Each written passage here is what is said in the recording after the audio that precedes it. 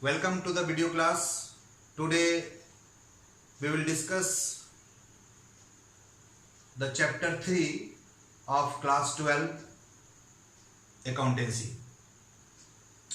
It is the topic goodwill, that is the nature and valuation. What are the points we will discuss here?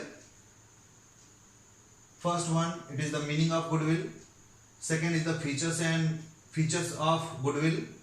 Third is the factors affecting value of goodwill. Next, need for valuation of goodwill. Then classification of goodwill and methods of valuation of goodwill. Okay, we discuss one by one. First of all, what is the meaning of goodwill? Goodwill होता क्या है?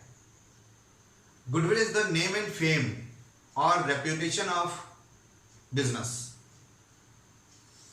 It depends on the or obtaining by good services. If we provide the services to the customer in better way, we providing the goods or the services at cheapest rate and better quality. So many factors here. Through that we obtain the goodwill, which place the business enterprises advantageous position, and it depends on our past efforts. Goodwill is an intangible assets. It cannot be seen and touched, and only it depends on we earn more than the normal rate of return. Goodwill का मतलब क्या हो गया? जब हम एक business चलाते हैं और जब हम नाम कमा लेते हैं, और ये नाम कैसे कमा पाएंगे? जब हम अच्छा सर्विस देंगे, हमारा जो रिलेशन होगा कस्टमर के साथ, एम्प्लॉयज के साथ, या फिर हमारे पास जो पैटेंट्स होगा उस पर डिपेंड करेगा। और जब हम कंटिन्यू बिजनेस को कैरी करते जाएंगे, वैसे वैसे मार्केट में हमारा डिफरेंट लोगों के बीच बिजनेस का नाम पहुंच जाएगा, हमारे बिजनेस पर लोग फेथ करने लगेंगे। और जब भी ऐसा होगा तो it retains the customer, it make the new customers and retaining the old customers.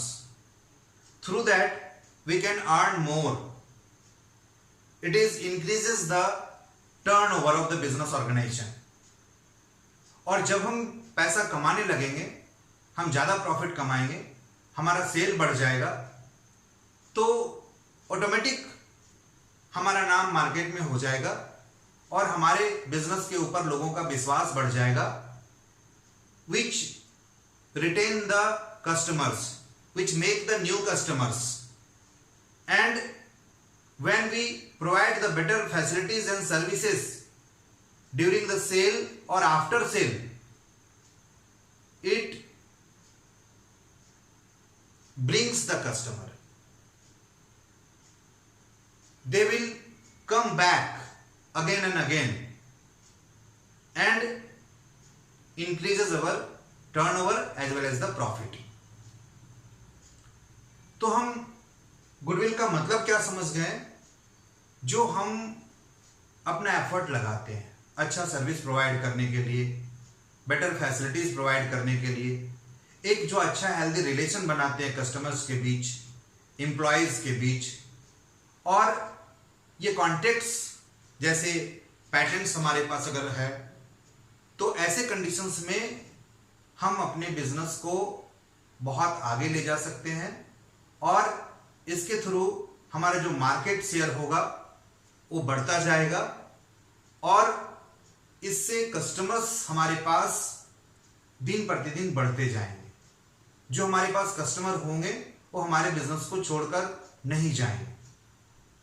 तो ऐसे में हमारा नेम, बिजनेस का, एंटरप्राइज का नेम बढ़ता जाएगा, रेपो बढ़ता जाएगा, और हम जो अनसीन है, जिसको हम देख छू नहीं सकते हैं, we can't see and touch, that is the intangible assets, वो हमारा नेम एंड फेम है जो बढ़ता जाएगा। और हम इसका वैल्यूएशंस कर सकते हैं किस आधार पर? हमारे पास जो कैपिटल है उस स्ट्रेंथ से हम ज्यादा अर्निंग करने लगेंगे, यानी कुछ प्रॉफिट्स हम विदाउट इन्वेस्टिंग मनी, हम बिना पैसा लगाए कमाने लगेंगे, क्योंकि हमारा नाम बढ़ जाएगा, हमारा रेपो बढ़ जाएगा, हमारा कस्टमर्स के बीच मार्केट में रेपुटेशन बढ़ जाएगा, और फिर हम बिना एफर्ट लगाए हम अपने प्रॉफिट को बढ़ा पाएंगे। लेकिन जब हम बात करते हैं बिना एफर्ट का, तो ये आज इन प्रेजेंट हम बिना एफर्ट का भी हम कुछ पैसा एक्स्ट्रा कमा पाएंगे, लेकिन इसके लिए हमने सालों साल एफर्ट लगाया है, और तभी जाकर आज हमारा बिजनेस ऐसा सिचुएशन या कंडीशंस पर पहुंच गया है जहां पर हम कुछ कम पैसा भी लगाकर, यानी कम कैपिटल लगाकर हम ज्यादा अर्निंग कर पाते हैं। This is called the goodwill. अब हम बात करते हैं what is the features of goodwill. First one, it is intangible assets. Goodwill is an intangible assets which can not be seen and touch. हम इसको देख छू नहीं सकते हैं, बट हम इसका वैल्यूएशन कर सकते हैं, और ये डिफरेंट कंडीशंस में रियलाइज भी किया जा सकता है जब हम अपने बिजनेस को बेच देंगे। अदरवाइज हम अपने गुडविल को कैश में कन्वर्ट नहीं कर सकते हैं। दूसरा हम बात करते हैं no exact value. It is not possible that here the value of goodwill of the any business organizations can be determined exactly. It may be changed as per the different conditions and situations, which depends on the various internal and external forces. यानी जब हम बात करते हैं कि no exact value, हम जब goodwill का बात करते हैं तो ऐसा कोई जरूरी नहीं कि हमारा जो गुडविल है उसका एक निश्चित वैल्यू होगा। ये चेंज होता रहेगा, आपके डिफरेंट सिचुएशंस के अकॉर्डिंगली चेंज होता रहेगा।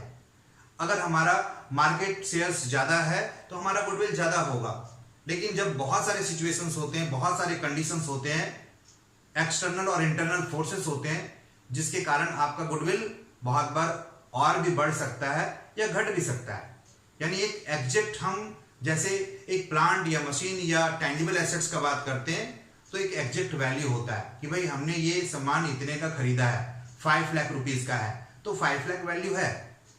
लेकिन गुडविल में ऐसा नहीं है, गुडविल का वैल्यू चेंज हो सकता है, और ये डिफरेंट इंटरनल और एक्सटर्नल फोर्सेस पर डिपेंड करता है, बहुत सारे सर्कमस्टांसेस पर डिपेंड करता है, और जिससे हमारा गुडविल का वैल्यू चेंज हो सकता है, कभी बढ़ सकता है तो कभी घट सकता है।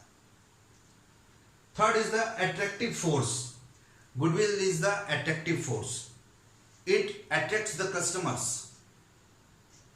Make the new customers, retaining the old customers.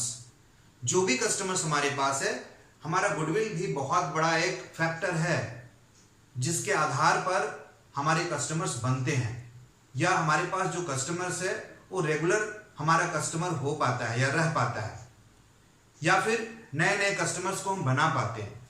तो डिपेंड करता है आपके गुडविल पर कि आपका कस्टमर बढ़ेगा या घटेगा। यानी ये एट्रैक्टिव फोर्स होता है जो कस्टमर्स को अट्रैक्ट करते हैं। यानी गुडविल, आपका नाम, नेम एंड फेम, रेपुटेशंस, आपका जब सेल ज्यादा होगा तो प्रॉफिट ज्यादा होगा, और जब प्रॉफिट ज्यादा होगा तो ऑटोमेटिक आप जितना इन्वेस्ट करोगे उससे ज्यादा कमाई कर पाओगे। और वहीं पर जब हम बात करते हैं जितना इन्वेस्ट करते हैं उसके अकॉर्डिंगली जो हमारा एक नॉर्मल रेट ऑफ रिटर्न है, हम अगर उससे ज्यादा कमा पाते हैं, यानी कुछ पैसा ऐसा समझे कि प्रॉफिट तो कमा लेते हैं बट उसके लिए एक्स्ट्रा हमको इन्वेस्ट नहीं करना पड़ता है, यानी without any investment we can earn a certain amount और profit. So here due to the attraction of the goodwill, it is the attractive force to attract the customers and we can increase the market share. It is possible. Fourth is the enhances profits. Yes, if the goodwill is goodwill of the firm always increases the turnover as well as the profits. If we have good name and fame in the market, in the industry, or by that here we can attract the customers, which increases our turnover or sales. Through that here we can earn more. So here always remember, it enhances profits. If we have the goodwill, reputation, name and fame in the market, and totally depends on the your services, your relations with the customers, suppliers, employees, patents, and through that here we have a good reputation which increases the goodwill of the business organization, and it increases also the profit of the business organization. Next is the sale of business. जब हम बात करते हैं goodwill का, goodwill only can be realized at the time of sale of business organization. It is not independently, ये अलग नहीं है, हम इसको गुडविल को अलग से नहीं बेच सकते हैं. जब हम बिजनेस को सेल करेंगे तभी ये गुडविल के वैल्यू को हम रियलाइज कर सकते हैं. Next is the no independent existence. जैसा कि मैं बताया, there is no existence of goodwill without the business. If the business exist then there is goodwill. We cannot sell the only goodwill in the market as tangible assets. It is the intangible assets, and it is possible only when we sell the business organizations, then we can realize the goodwill, realize the value of goodwill. Otherwise it is not possible.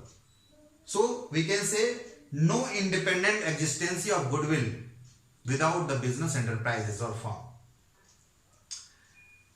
आगे हम लोग बात करते हैं factors affecting value of goodwill. कौन कौन से factor हैं जो हमारे गुडविल को अफेक्ट करता है. हमारा गुडविल बढ़ सकता है या गुडविल हो सकता है या गुडविल घट सकता है. तो सबसे पहले हम लोग बात करते हैं कौन कौन से फैक्टर्स हैं जो वैल्यू ऑफ गुडविल को अफेक्ट करता है. First one, advantageous location. It depends on the location of the business organisation.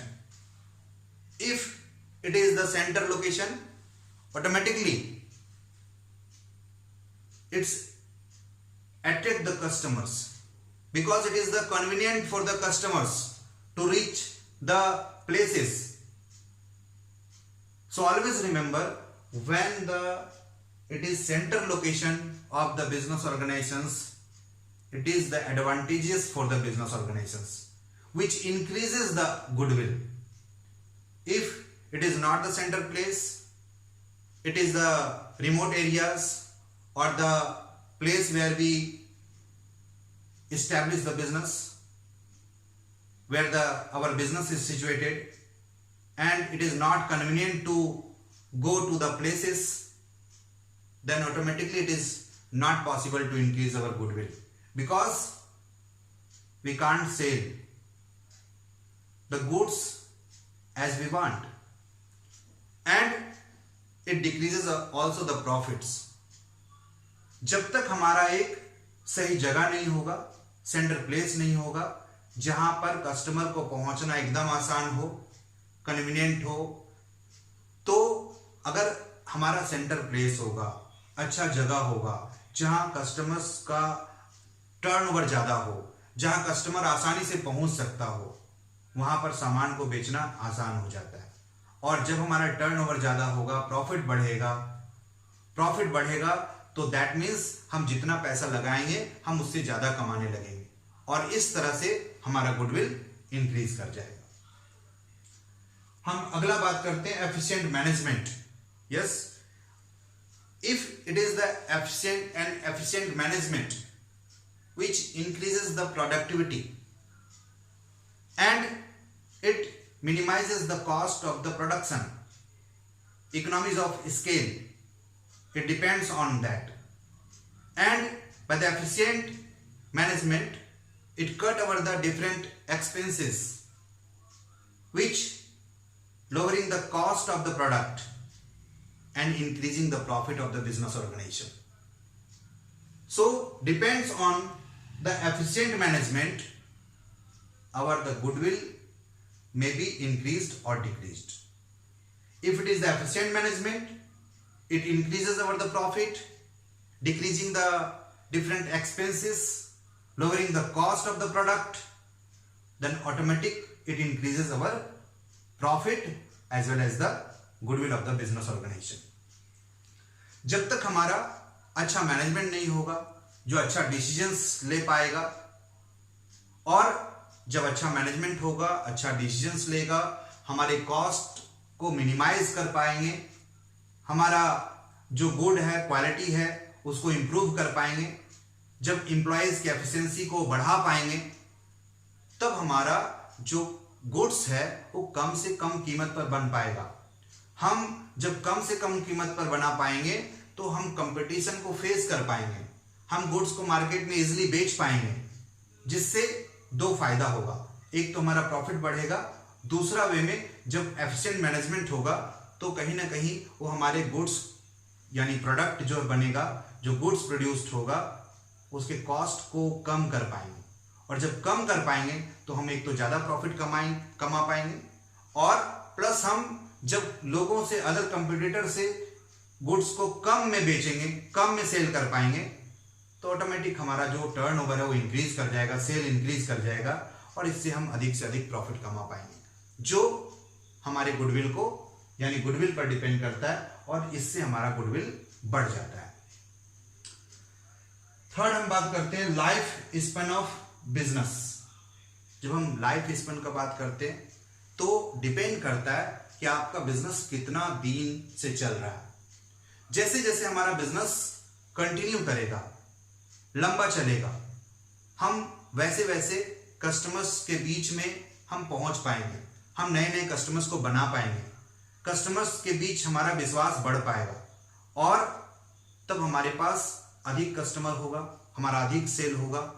और जैसे हम एक न्यूली कंपटीटर का बात करते हैं, उसका गुडविल उतना ज्यादा नहीं हो पाएगा जितना एक पुराने बिजनेस का, जो कंटिन्यू सालों साल से बिजनेस चल रहा है, वैसे बिजनेस का ऑटोमेटिक गुडविल ज्यादा होगा, क्योंकि उसका मार्केट में शेयर ज्यादा होगा। नए बिजनेस को उतना आसान नहीं होगा किसी एक नए मार्केट में एंटर करना, मार्केट शेयर को बढ़ाना, बट जब हमारा बिजनेस लंबे समय से चलेगा तो ऑटोमेटिक हमारे लिए बहुत ही बेनिफिशियल होगा, और हमारे प्रॉफिट को, टर्नओवर को बढ़ा पाएगा, इससे हमारा प्रॉफिट भी बढ़ जाएगा।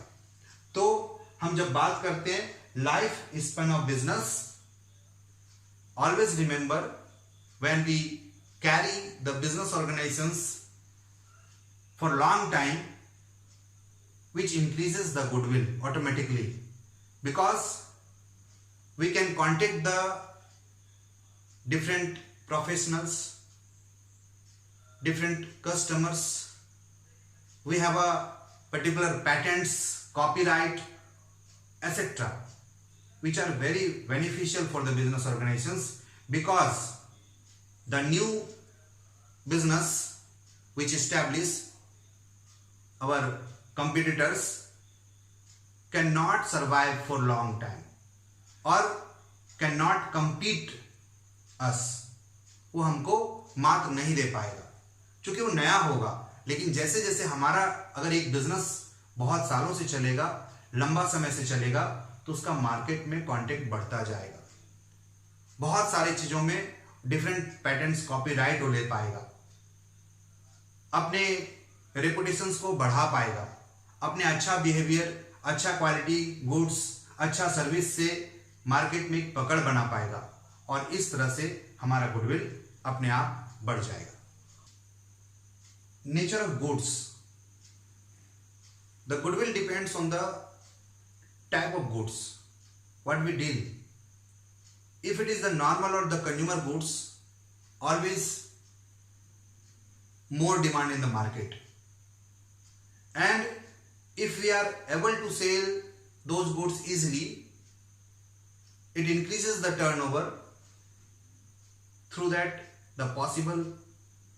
it is possible to increase our the profit also. That means which enhances our goodwill. If we deal those goods, or the firm dealing the goods which are not possible to sell easily, if it is the fashionable goods which always having the fluctuations,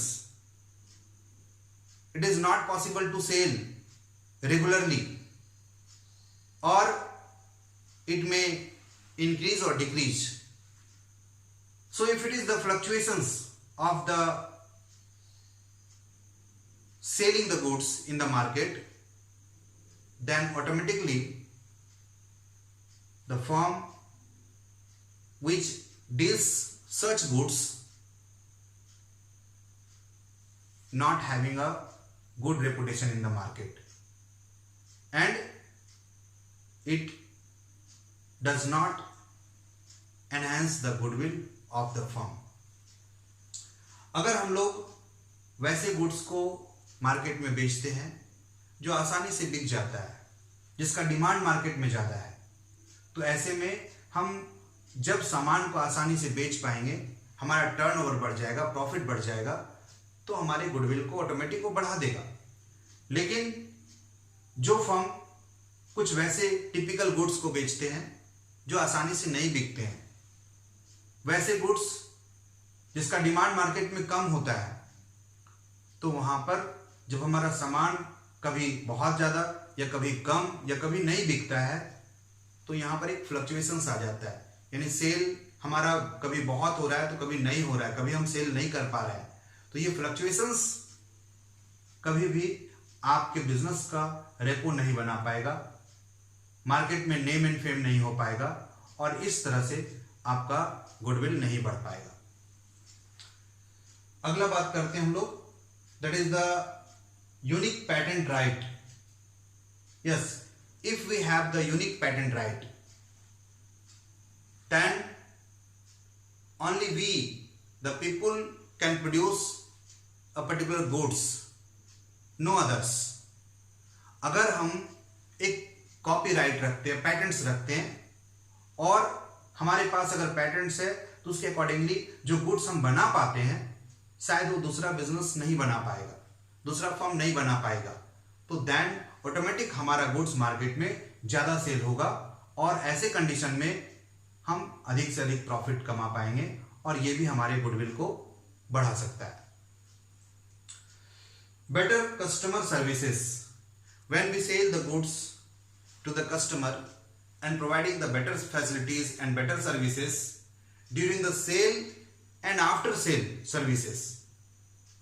जब भी हम ऐसा करते हैं, सामान को बेचते हैं, अच्छा फैसिलिटीज देते हैं, अच्छा सर्विस देते हैं, और सामान बेचने के बाद भी आफ्टर सेल सर्विसेज हम अगर अच्छा देते हैं, तो ऑटोमेटिक ये चीज हमारे कस्टमर्स को खींचेगा, कस्टमर्स को फिर से वापस आने पर मजबूर करेगा। और जब ऐसा हम करते हैं तो ऑटोमेटिक हमारा कस्टमर्स बना रहता है। और जब हमारा कस्टमर बना रहेगा तो जब भी हम बात करेंगे तो प्रॉफिट का करेंगे, यानी वो प्रॉफिट हमारा बना रहेगा, प्रॉफिट बढ़ता रहेगा, सेल हमारा डाउन नहीं होगा, तो ऑटोमेटिक हमारा बिजनेस का गुडविल बढ़ता रहेगा। Good employees relations, if we have the good relations with the employees, always the employees are motivated, they give their 100% to the business organizations, which increases our the productivity. जब एक employees खुश रहेगा, हमारा अच्छा relations रहेगा, तो employees always समर्पित रहेगा, हमारे काम को अच्छा से करेगा। और जैसे ही एक एम्प्लॉइज अच्छा से काम करता है, अपना बेस्ट देता है, तो वैसे ही हमारा प्रोडक्टिविटी बढ़ जाता है, हमारा कॉस्ट कम हो जाता है, हम अच्छे सामानों को बना पाते हैं, हम कस्टमर्स को बेटर फैसिलिटीज दे पाते हैं। क्योंकि जब भी हम बात करते हैं कस्टमर को अच्छा फैसिलिटीज, अच्छा सर्विस का, तो ये डिपेंड करता है हमारे एम्प्लॉइज पर। जब हमारा एम्प्लॉइज खुश रहेगा, सेटिस्फाई रहेगा, तो ऑटोमेटिक हमारा सर्विस भी बेटर हो जाएगा, प्लस हमारे पास जो प्रोडक्टिविटी है, चूंकि इंक्रीज, अगर हम अच्छा रिलेशंस रखते हैं एम्प्लॉइज से, तो ऑटोमेटिक हमारा जो एफिशिएंसी है एम्प्लॉय का वो बढ़ जाएगा, अच्छा काम करेगा, स्पीड में काम करेगा, जो हमारे कॉस्ट को कम कर देगा। और जैसे ही कॉस्ट कम होगा तो सारा सिचुएशंस फिर हमारे फेवर में हो जाएगा, हमारा सेल बढ़ जाएगा, हमारा प्रॉफिट बढ़ जाएगा, हमारा कस्टमर सेटिस्फाई हो जाएगा। और फिर वही बात होगा, यानी जब हमारे पास कस्टमर बना रहेगा, सेल ज़्यादा होगा, तो प्रॉफिट ऑटोमेटिक बढ़ेगा। और जब प्रॉफिट हमारा बढ़ेगा तो हमारे बिजनेस का name and fame, goodwill, repo बढ़ता रहेगा। Licence position, if we have the license, we carry the business with a particular license, then there is no trouble, no interference of the government, or always we can survive for long time in the market. Maybe the other businesses know having the such license and they face the lot of problem to survive in the market. So it's easy to sell the goods in the market larger than the others in large quantity, which increases our goodwill. Monopoly, always if we control the market, a single producer in the market which provides the product in the market to the customers, which creates the monopoly. There is no other businesses in the market, and through that always it increases our sale. अगर हम monopoly का बात करते हैं तो always जब हम single होंगे, यानी किसी एक पर्टिकुलर प्रोडक्ट को बनाने में सिर्फ हम सक्षम होंगे, कोई अदर नहीं बना सकता है, या तो अदर के पास लाइसेंस नहीं है, या फिर उसके पास वो टेक्निक नहीं है, वो टेक्नोलॉजी नहीं है, तो ऐसे कंडीशंस में उस गुड्स को हम बनाएंगे तो हम मोनोपोली क्रिएट करेंगे, हम उसमें ज़्यादा प्रॉफिट भी ले सकते हैं। हम सिर्फ सिंगल उस सामान को डील करने वाले होंगे, सिर्फ हम उसको बेच पाएंगे, तो फिर वहाँ पर क्या होगा, वहाँ अदर बिजनेस टिक नहीं पाएगा, अदर बिजनेस होगा नहीं। तो कहीं ना कहीं मैक्सिमम कस्टमर्स हमारे बिजनेस से जुड़ेगा, और जो अल्टीमेटली हमको फ़ायदा देगा, हमारे प्रॉफिट को बढ़ा देगा, और इससे हमारा गुडविल ऑटोमेटिक बढ़ जाएगा। अब अगला हम लोग बात करते हैं need for valuation of goodwill. What are the needs? Especially at the time of reconstitution of partnership firm, at changing the profit sharing ratio among the existing partners.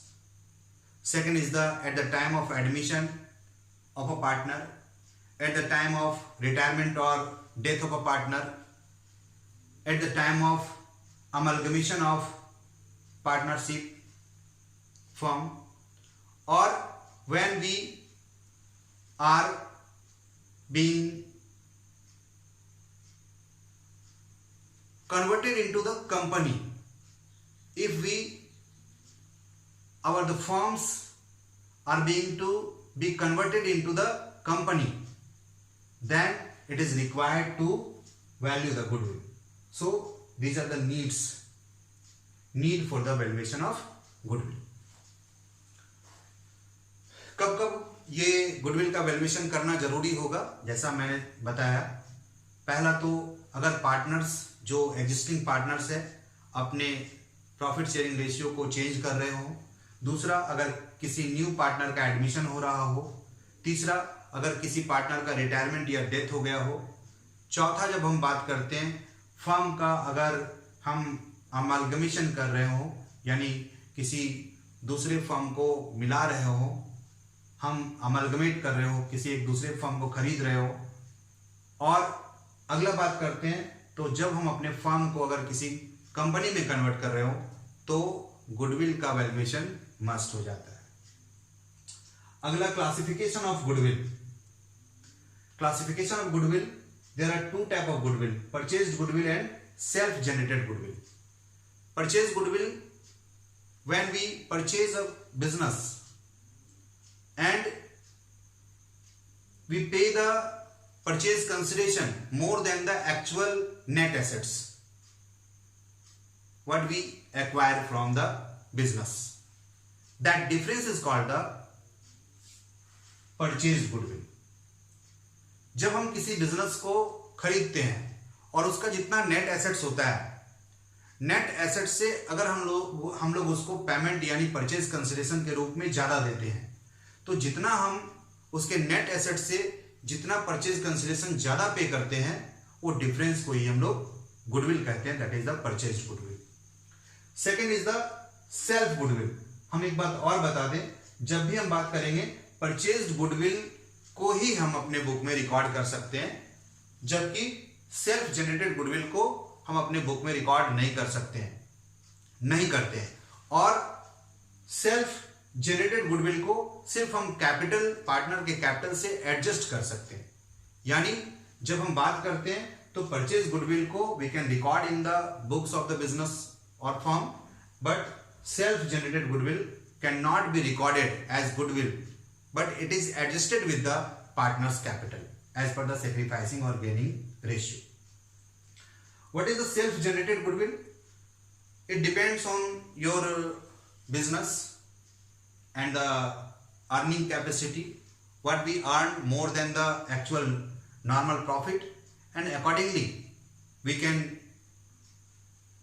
value our goodwill of the business or firm. हम अपने business के goodwill को खुद से valuation करते हैं, और ये तभी हो पाता है जब हम जो प्रॉफिट अर्निंग करते हैं तो जितना हमारा अर्निंग नॉर्मली होना चाहिए, अगर हम उससे ज्यादा अर्निंग करते हैं तभी जाकर हम अपने गुडविल को का वैल्यूएशन कर सकते हैं, यानी अपने नेम एंड फेम रेपुटेशंस का एक कीमत लगा सकते हैं कि हमारा बिजनेस का जो नेम एंड फेम रेपुटेशंस मार्केट में है, जो बेटर सर्विसेज और अच्छा बिहेवियर के कारण, अच्छा फैसिलिटीज के कारण मार्केट में बन पाया है, उसका कितना कीमत होना चाहिए। जब हम ऐसा वैल्यूएशंस करते हैं खुद से अपने बिजनेस का गुडविल का, तब इसको हम लोग कहते हैं सेल्फ जनरेटेड गुडविल। यस, अब हम लोग नेक्स्ट क्लास में पढ़ेंगे methods of valuation of goodwill, जिसमें हम लोग there are mainly 3 methods, average profit methods, super profit method and capitalisation method, but overall there are 5 because there are 2 type of the average profit method, simple average profit method and weighted average profit method, and third is the super profit method, and capitalization method also classified into 2, that is the first one capitalization of average profit method and the second is the capitalization of super profit method. इसको हम लोग next class में करेंगे, methods of valuation of goodwill. और अभी हमने सारा theory किया है, इसके बाद नेक्स्ट क्लास में हम लोग फिर इसका वैल्यूएशंस के लिए कौन कौन सा फॉर्मूला होगा, प्लस कैसे हम उसका एग्जाम्पल से लेकर समझेंगे, कैसे हम किसी बिजनेस का जो गुडविल होता है, रेपुटेशन होता है, उसका मॉनेटरी टर्म्स में हम वैल्यूएशन कर सकते हैं। तब तक हम लोग इसको रिवीजन करते हैं, थ्योरी अच्छा से पढ़ते हैं, और इसके बाद फिर हम लोग अगले क्लास में न्यूमेरिकल कैसे सॉल्व करते हैं इस चैप्टर में देखते हैं। Okay, thank you.